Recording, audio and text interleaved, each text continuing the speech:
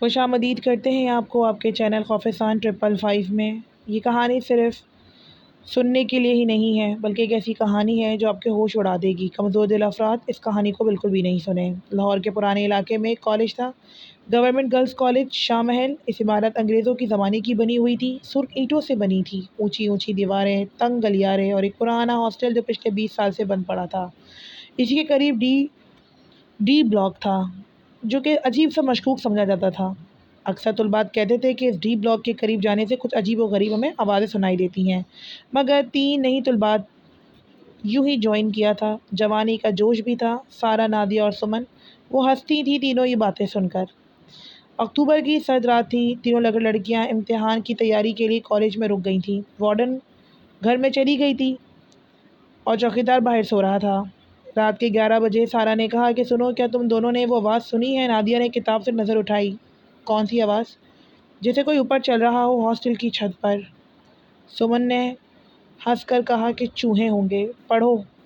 مگر آواز دوبارہ آئی، اس بار صاف ستھری آواز تھی، جیسے کوئی ننگے پاؤں پتھر پر چلنے کی آواز، کسی کی ننگے پیر ٹھپ ٹھپ کرنے کی آواز ہو۔ سمن کا موبائل اچانک بند ہوا، بیٹری فل تھی مگر پھر بھی وہ بند ہو گیا۔ نادیہ کی اسکرین پر ایک میسج آتا ہے تبھی انجان نمبر سے کہ تم تینوں آج رات یہاں سے نہیں نکلو گی۔ یہ کس نے کیا ہے؟ کس کی اتنی ہمت؟ تینوں ہی غصے سے لال بھوکا ہو گئی۔ نادیہ کانپ گئی۔ سارا نے کہا کہ کوئی مذاق کر رہا ہے، چلو ہم خود جا کر دیکھتے ہیں۔ کہاں چلنا ہے؟ کہتی ہے ڈی بلاک کی طرف۔ وہ تینوں ٹارچ لے کر بلاک کی طرف جاتی ہیں۔ دروازے پر زنگ لگا تالا تھا مگر وہ کھلا ہوا تھا۔ اندر گھستے ہی ایک عجیب بو آئی، گیلی مٹی اور جلے ہوئے بالوں کی سی۔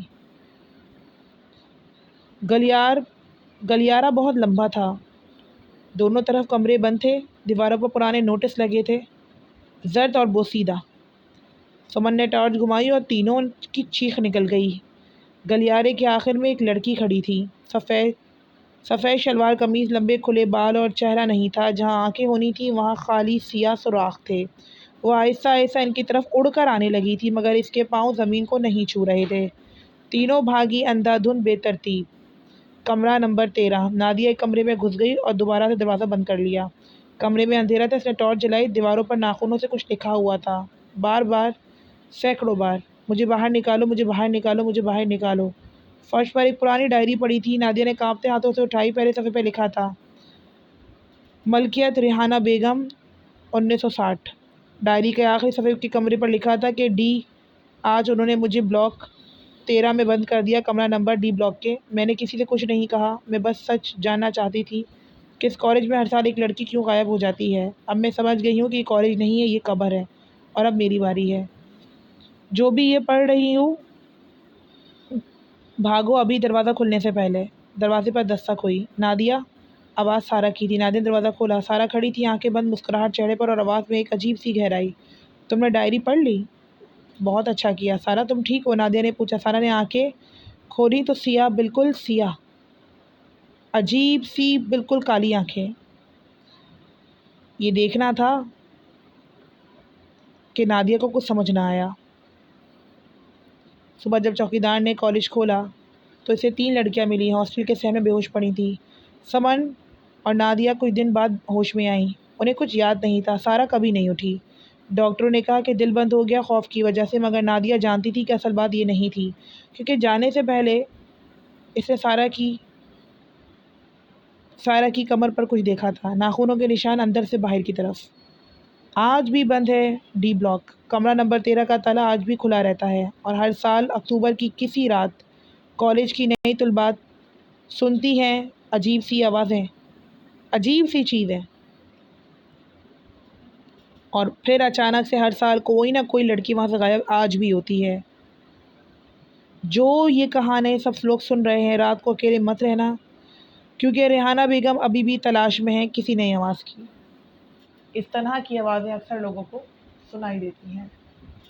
دوستو، یہ کہانی ہم سے نادیہ صاحبہ نے شیئر کی اور بتایا کہ کس طرح سے اس گورنمنٹ گرلز کالج کے اندر کی حقیقت انہوں نے اپنی آنکھوں سے۔ وہ کہتی تھی کہ میں بھی اس طریقے کی کہانیوں کو نہیں مانتی تھی، لیکن میری ایک دوست کی زندگی کو وہ کہتی ہے کہ ایسی چیزیں ہوتی ہیں، اور اگر ان چیزوں کو پتہ چل جائے کسی کو تو اس کو اگنور نہیں کرنا چاہیے، بلکہ وہاں پر بہت دیر تک رکنا ہی نہیں چاہیے۔ وہ کہتی ہے کہ آج بھی گرلس کالج کے اندر جو گراؤنڈ وغیرہ ہیں وہاں سے بھی اکثر لوگ شکایت کرتے ہیں کہ اکثر جو لڑکیاں کھیل رہی ہوتی ہیں وہ کہتی ہیں کہ ہوا میں بال خود بخود اڑ جاتی ہے، اور اکثر بال جا کر ایک باؤنڈری وال کے پاس ضرور جا کر رک جاتی ہے، اور جب بھی ہم اسے اٹھانے کی کوشش کرتے ہیں تو وہ ہم سے تھوڑی اور دور چلی جاتی ہے، اس وجہ سے لوگ گھبرا کر بھاگ جاتے ہیں وہاں سے۔ ایک عجیب سی، جب وہ کہتے ہیں کہ صبح صبح جب ہم کالج کے گراؤنڈ سے گزر رہے ہوتے ہیں تو سخت گرمی میں بھی بہت زیادہ ٹھنڈی ہوا میں محسوس ہوتی ہے، جیسے کہ کسی نے اچانک سے ہمارے اوپر کوئی ٹھنڈک کا پنکھا ہماری طرف کر دیا ہو یا کیا۔ جب مڑ کر دیکھتے ہیں تو عجیب سی خاموشی۔ اکثر ٹیچرز بھی اب تو یہ کہتے ہیں کہ اس جگہ کو بند کر دینا چاہیے، کیونکہ خوف و ہراس بہت زیادہ پایا جاتا ہے، اور آپ بھی جانتے ہیں کہ گورنمنٹ کالج کے اندر جو لوگ ہوتے ہیں وہ زیادہ ریگولر نہیں آتے، لیکن یہاں کے ٹیچرز بھی بہت زیادہ خوفزدہ ہوتے ہیں، کیونکہ غربت کے مارے لوگ کیا ہی کریں، چند پیسوں کی خاطر انہیں زندگی کے ساتھ کھیلنا پڑتا ہے، لیکن یہ سایہ نہ جانے کتنے جانوں کو نگل گیا ہے اور کتنی جانوں کو نگل جائے گا۔ تو دوستو، یہ تھی کہانی جو ہم سے نادیہ صاحبہ نے شیئر کی۔ اگر آپ بھی کسی ایسی کالج کی کہانی کو جانتے ہیں تو ہمیں ضرور بتائیے گا اور ہم سے ضرور شیئر کیجیے گا، اور اپنا بھی اگر کوئی آپ کا ایکسپیرینس ہے، ایسا کوئی ہارر ایکسپیرینس، تو ہم سے ضرور شیئر کیجیے گا۔